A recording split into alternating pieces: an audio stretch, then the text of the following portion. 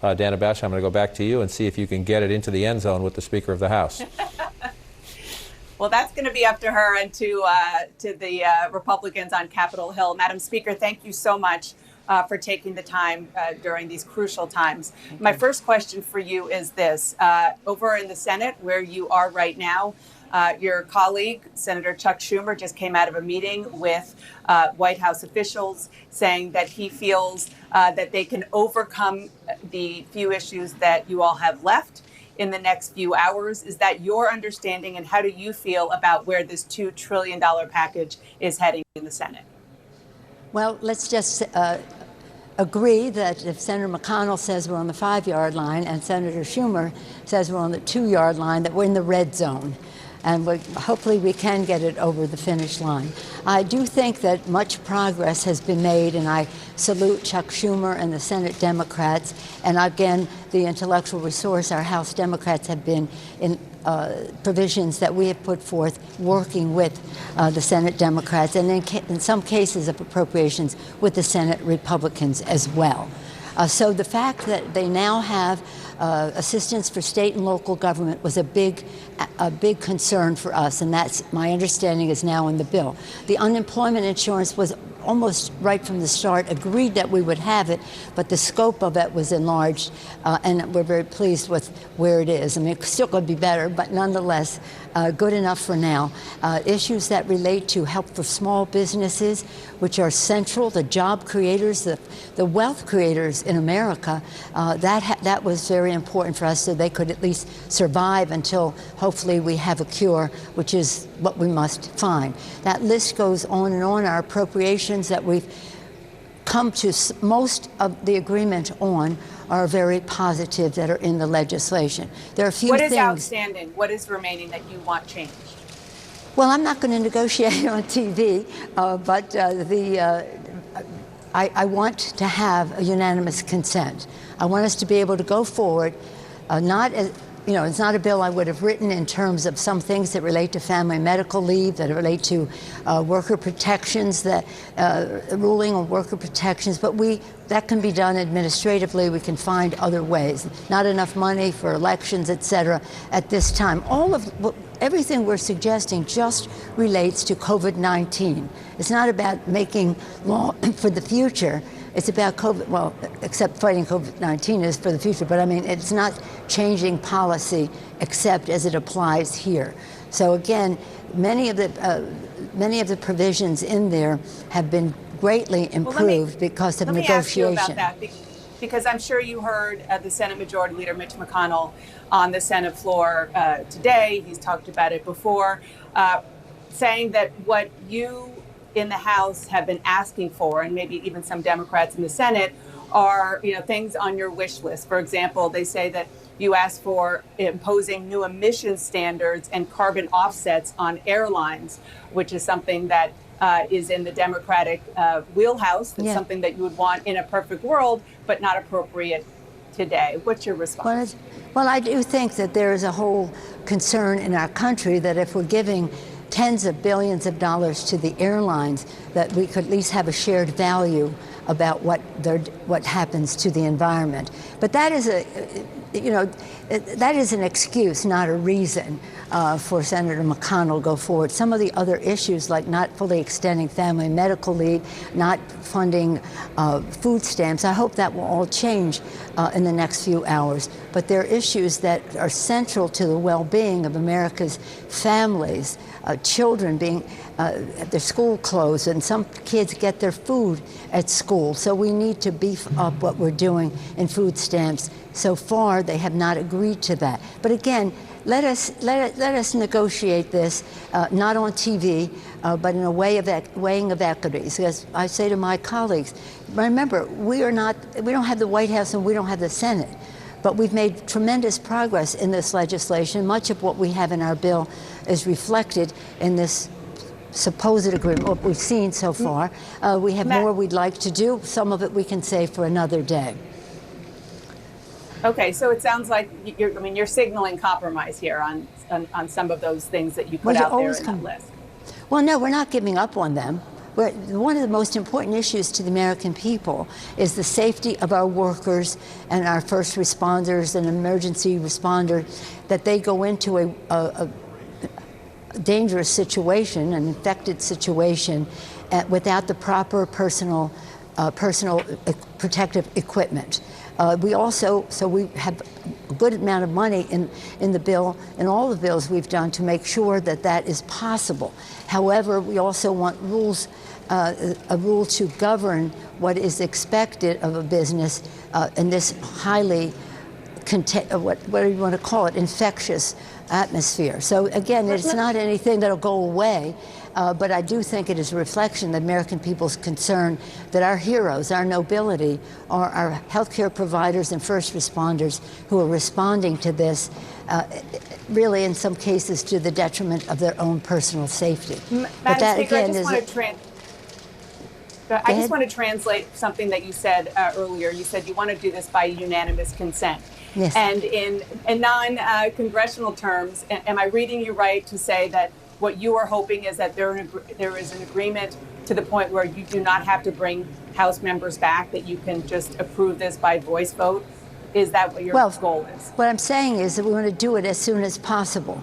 The best way to do that as soon as possible is to have agreement on the legislation. We're not just doing UC to get anything done. We're doing UC to make the biggest possible difference in the shortest period of time in the most scientifically based way to meet the need of the crisis. But your goal is to get to the point where you reach everything you just said, and then the Senate passes the bill and the House, because you all are not, I mean, you're there in the Capitol, but members are back in their districts. They're not That's there. right. Your goal is, given the situation where we are, is to avoid members of Congress getting on planes to fly back, if that is possible.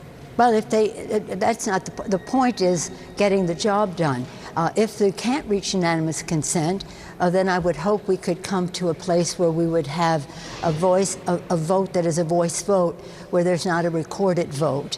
If we can't get to that, there are other options that our chairman of the Rules Committee have put forth, whether it's pairing, which has some precedent in the House, and proxy voting, which has precedent only in committees. But to get into, and then of course remote voting, which we're not prepared for, but we should use the best advances of technology to see how we can address it. It still has a constitutional challenge because the Constitution says we have to be present and voting in the Capitol. But again, right now, what we're trying to do is work on the substance of this legislation so that we can quickly come to agreement where we can have unanimous consent. It's a $2 trillion bill. That's a big piece of legislation.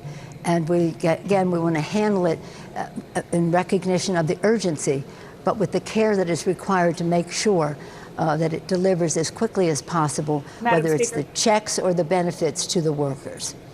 I understand that. I want to ask you about some signals that the president has been sending, both yesterday at his briefing and today on Twitter, that he's hearing clearly from some conservatives saying that the cure cannot be worse than the problem, meaning the signal is that he could start to open up the economy again because there is a lot of pressure on him to do that. The flip side, I'm sure you've seen, Liz Cheney, a top Republican in the House, has tweeted effectively that that's not a good idea.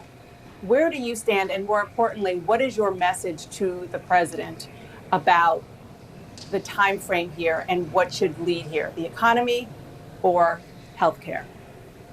Well, there doesn't have to be a contradiction there. Our economy will thrive when our people are well and able to go back to work in groups and collaborate on the enthusiasms that they have in their entrepreneurial spirit or in the workplace that they thrive. And our children can go back to school. But central to all of that is stopping the spread of the disease, of the coronavirus. It's central to that. So I don't have time to follow people's Twitters, whatever, tweets, so don't expect me to comment on them. Well, even beyond Twitter, the President of the United States is signaling that he could open it up. What is your opinion on that? My opinion is that it is not scientific based. He's notion mongering as he does almost every day. So rather than waste any time on commenting on the president, I would rather spend our time focusing on the fact that any president or anybody with responsibility should be scientifically inclined, evidence-based, data. What is going to make the difference? I think the cure is the biggest message of hope that is out there. We have the best minds in the country, 24/7, all hands on deck, trying to find a path here. And that is what will be the light at the end of the tunnel. What the president is suggesting is that light at the end of the tunnel could be a train coming at us if people are out and about in a way that it spreads the disease further. But I'm not here to pick a fight with the president. We're here to get a job done with this legislation and don't want to waste any energy on his tweets. I mean, I think that if he listened to the scientists, if he listened in the beginning to the gravity of the problem instead of minimizing it, if he hadn't fired the people at the national, well, you know, there's so many what ifs. Let's save that for later. Right now, we have to focus on getting the job done for the American people. And with all due respect to the fact that he's the President of the United States, and I respect the office he holds, I just am too busy to be bothered about his tweets. And that's just the way it is. I understand. Madam Speaker, I know that you have worked with Dr. Anthony Fauci for many years. He has advised Congress. He's advised presidents of both parties for a long time. He wasn't at the press conference yesterday, and there is some concern among some that he, although the president had been listening to him very intently, that might be changing for whatever reason. What is your view on that, especially given how well you know Dr. Fauci? Well, Dr. Fauci has been a tremendous scientific and intellectual resource to the country, to the Congress for sure. President George Herbert Walker Bush said he was a hero. I agree with that. I've had him on a pedestal for a long time. I was concerned at the beginning of this dilemma that the president was either not hearing from the scientist or wasn't listening to the scientist. And now that Dr. Fauci is more vocal, I understand has been more vocal. I can't talk about the dynamic in the White House, but I can say this. Scientists and doctors around the country are saying there is a way to stop this, and you cannot be communal. You have to stay in. And for the president to make light of that as if it's like, well, so what? Some people will die, but the economy will grow. No, you hurt the economy if more people are sick. And so, again, we always advocated for, and I don't want this to be in any way partisan. It shouldn't be. We advocated for a government-wide, science-based, evidence-based approach to this. Again, it's about science and knowledge and evidence. It's not about notion-mongering, about a notion that doesn't even rise to the level of an idea. So again, let's not... we have plenty of time later to do an after-action review about what should have happened when. If only, if only, if only. My own granddaughter said to me, why do you keep talking about if only? Let's just talk about what you're doing next. And she's 10 years old. So we want to talk about what we do next. But what we do next cannot be complicated by some more if-onlys coming out of the White House. But again, we are in Congress working in a bipartisan way to get this job done in a way that, again, has immediate relief, relief to the workers and families, and the rest are all affected, but also in a way that grows the economy, because that's in everyone's interest as well. Madam Speaker, I know how busy you are. I really appreciate your time today, bringing us all up to speed. And we all wish you, your fellow Republicans, everybody their luck in helping guide us through this. Thank you so much. Thank you so much. Thank you. And John, I'm going to toss it back to you.